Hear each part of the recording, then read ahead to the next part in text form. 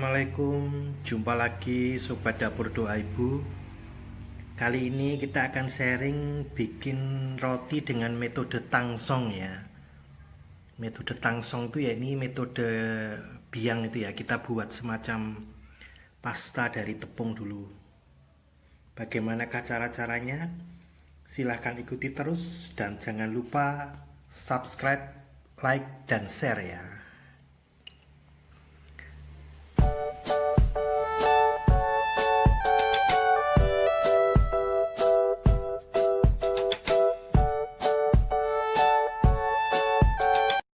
Bahan-bahan yang kita butuhkan. Jadi metode tangsong ini adalah metode dengan biang ya. Jadi kita membuat semacam bubur dulu dari tepung. Jadi ada bahan untuk tangsong dan ada bahan untuk adonannya, adonan utama. Nah, untuk tangsongnya bahannya ada dua ini. Ini tepung terigu protein tinggi. Saya pakai cakra kembar 20 gram. Dan air 120 ml. Ini nanti kita campur dan kemudian kita panaskan di atas api sampai terbentuk bubur. Jadi kita membentuk semacam biang atau bubur ya, tangsongnya ini, untuk kemudian dicampur di adonan utama. Kemudian adonan utama ini bahannya.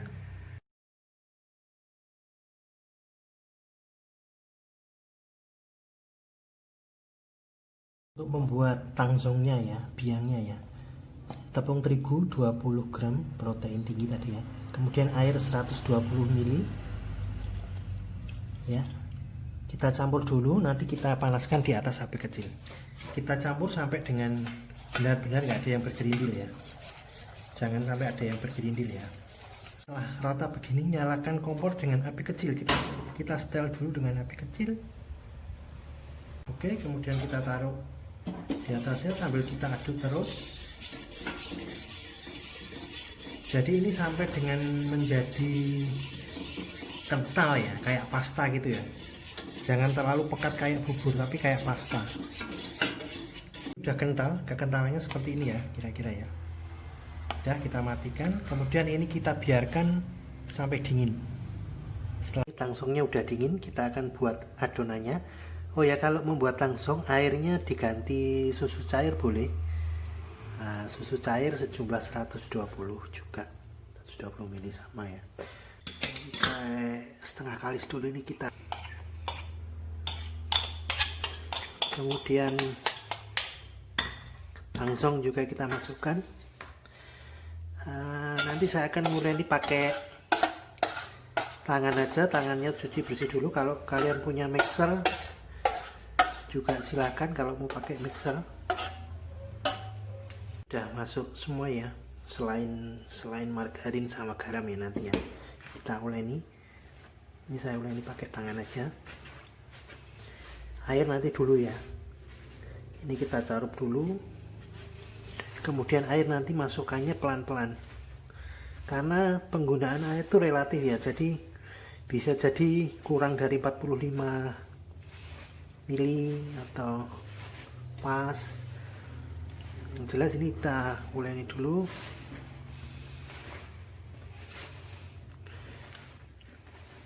Nah, kemudian masukkan air pelan-pelan agar nggak kelebihan.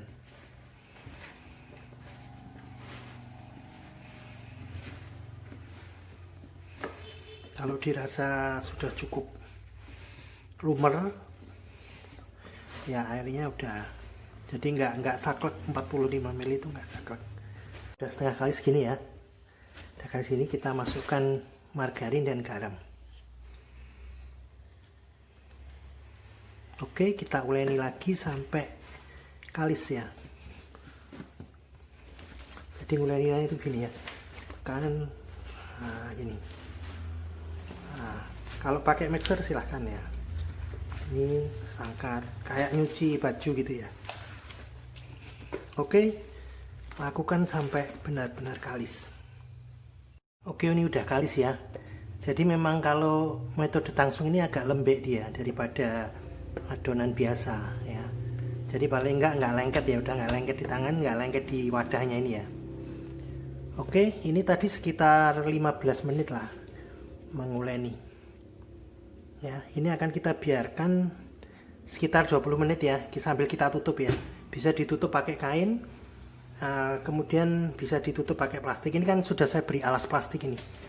Jadi nanti, oke, ini setelah sekitar 20 menit, adonan ini akan saya bagi-bagi dulu karena akan saya buat beberapa ya. Terserah nanti kalau misalnya loyang kalian, terserah kalian bisa mencetak pakai loyang seperti ini, langsung dimasukkan, di proofing dulu 1 jam boleh. Kalau saya kan mau saya buat kecil-kecil ya. Nah, ini akan saya bagi beberapa. Kalau motong adonan itu jangan ditarik gini ya, nanti merusak teksturnya. Pakai pemotong plastik seperti ini, itu ada dijual, atau kalau nggak ada pakai pisau ya. Nah, jadi dipotong seperti ini. Ini nanti akan saya jadikan beberapa. Saya timbang biar ukurannya pas. Kalau nggak ada timbangan bisa dikira-kira aja. Oke, akan saya potong beberapa.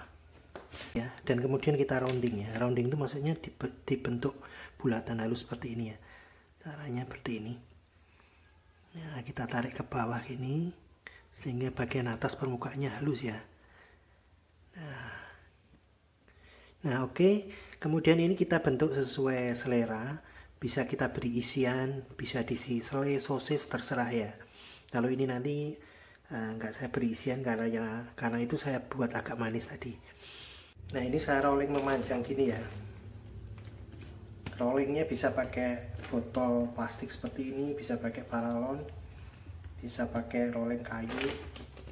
Nah, kemudian setelah itu kalau mau diisi bisa ditaruh sini isiannya, digulung ini. Nah, setelah kita pipihkan pakai rolling gini, garisnya pakai ini aja, lebih mudah, nggak usah pakai pisau ya. Jadi kita garis gini. Nah, untuk membentuk motifnya ya. Oke, setelah itu kita gulung. Nah, isian bisa ditaruh di dalam situ kalau mau ada isian. Ya, kan udah cantik ya, udah membentuk motif ya. Oke, kemudian ini saya taruh di loyang yang sudah diolesi margarin ya. Ya, ini sudah saya olesi margarin.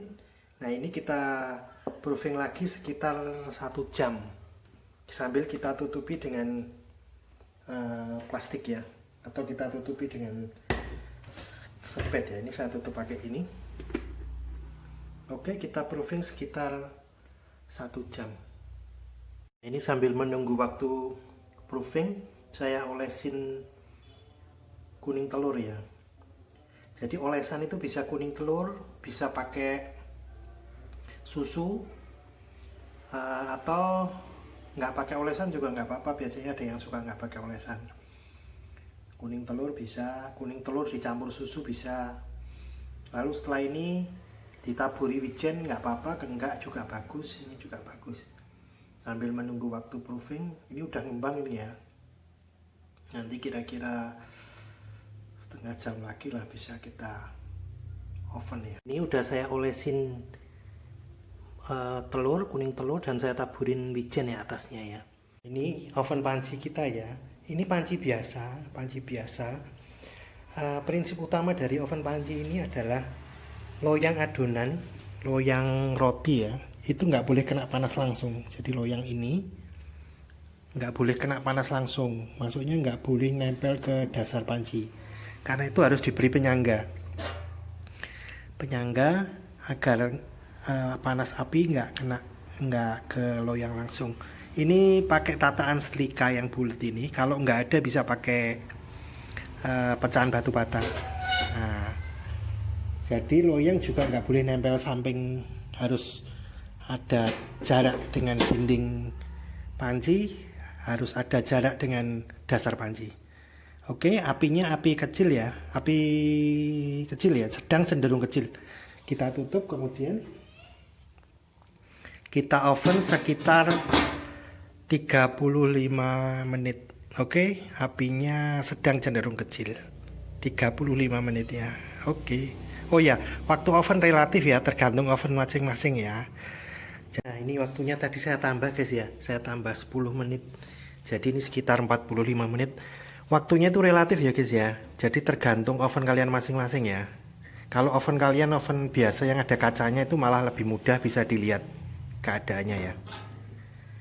Nah ini oke, bisa kita angkat, kita beri olesan margarin.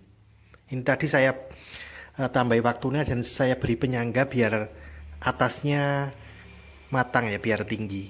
Oke.